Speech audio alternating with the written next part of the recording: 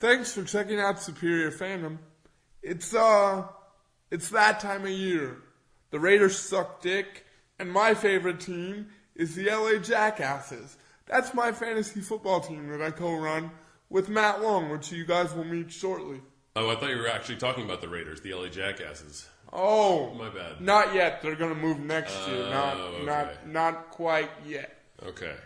But no, we put up a cool 204 points this week for our 11th win of the season, and we're headed to the playoffs to make some cash. I'm expecting a big week from Matt Stafford. I'm expecting a big week from Adrian Peterson. Hopefully another 200-yard performance by Josh Gordon. I'm definitely looking forward to a Gronk spike. Nate, how's your fantasy team looking? It's looking. Ruh-roh, it's Scooby. Looking a little. I'm in the playoffs. In the losers bracket? I'm in the Final Four. Oh, okay. ULA jackass. I have actually made the Final Four by myself. I don't need someone else to coach my team for me to get me there. Hey. I did it all by myself. What else do you do by yourself? That's pillow talk, baby. That's pillow talk. Ew. I've got some guys that, my team. I'm not real confident about my team. I'm not. I'm the number 4 seed. I'm playing the number 1 seed. But I've got some guys that could potentially step up and do well for me. I've got, Larry Fitzgerald could go big for me. Greg Olson's he's been solid week after week. But of course, and Zach Stacy, I think he's going to carve up Arizona. I really do. Unfortunately, one of my guys, Reggie Bush, who has been all year long up and down, who's given up 3, he's turned over 3, he's given the ball 3 times in the last 5 games. You can't do that. And he hasn't practiced the last 2 days. So I don't know. I'm not real excited about this weekend, but I'm still in the running to win a lot of money, so it's all right. Just reading this on Reggie Bush, though Bush didn't practice Thursday due to a calf, he spent the large part of Thursday's open session with a football in his arm. Yeah, I read that too. To combat recent fumbling issues. Mm-hmm. So, at least he's working hard. Yeah, There is a college football game this weekend. It happens to be the ACC championship between Duke and Florida State. It's got a gnarly spread. Depending on where you bet it and when you got it, this is somewhere between 28 and 30 points. And I think this is just a masterful opportunity to take the underdog with all the bullshit that's going on around this game. Especially considering David Cutcliffe is leading a Duke team that's never been to the ACC championship and looking for their first 11-win season and a BCS berth. Nate, this is an easy take to take Duke plus 28, 29, 30 points, no?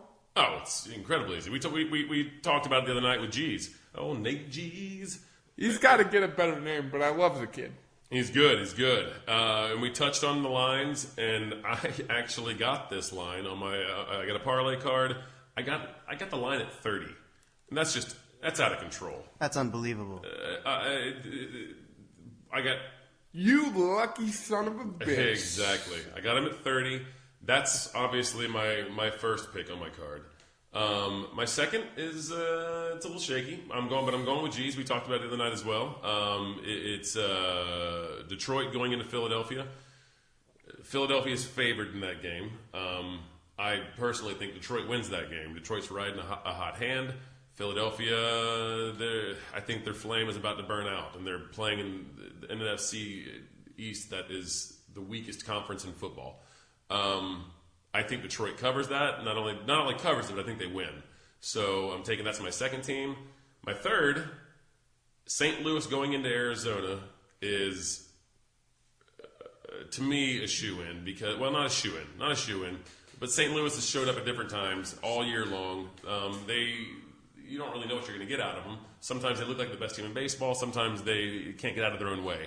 And they're going into an Arizona team that is favored at home by 6.5 points. I don't understand that. So I had to pick St. Louis to cover that. That's just it. Whether they win or not, I don't know. But I think they cover 6.5 points. As much as it pains me to disagree with you, I think those are probably some solid bets. And I also wonder, when in the hell was the last time the Arizona Cardinals were favored by 6.5 points to do anything? You have a point. That had to be like 1998 or something. Especially with Carson Palmer at the helm. Yeah, no shit. So, last time we recorded, I believe it was Monday, we discussed some lines with G's, and there was a little disagreement among the camp. I, for one, thought that Seattle was a shoo-in for this. G's tells me no. I think G's is right on target. And our producer, Jared, had a very interesting take on this, and I tend to agree with him. Jared, why don't you kick some knowledge to our 7 listeners right now? I like Seattle. That's like it? That's Seattle. all you got? That's what he's got. No, there you go. Coming straight from Jarrett Young. That was a hell of a lead-in, and you're going to blow it on that? Yeah, right. Jared, why don't you kick some fucking analysis before we fire you? Here's what I like about Seattle. Number one, they're the best passing defense in the league, going up against the second worst passing offense in the league in San Francisco. San Francisco just doesn't spread the ball around enough for me to take them as a viable component against Seattle. At this time, Seattle's riding hot.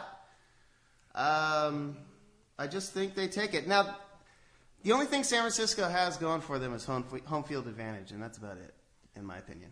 You can't not take the game against New Orleans, what Seattle did to them, and expect them to carry that over to San Francisco.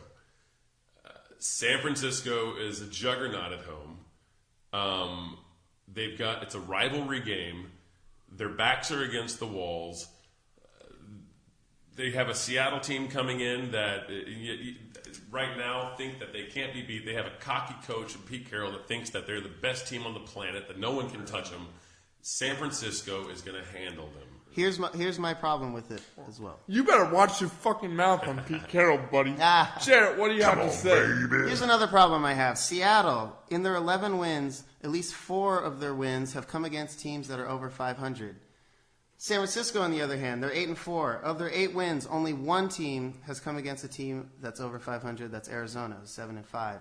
Their 4 losses have all been against teams over 500, and I just have to go with the trends on this one. I'll give you that. But I still say San Francisco covers. And they win. Before we wrap up for the night, I also want to point out that this is the second to last game ever being played at Candlestick Park.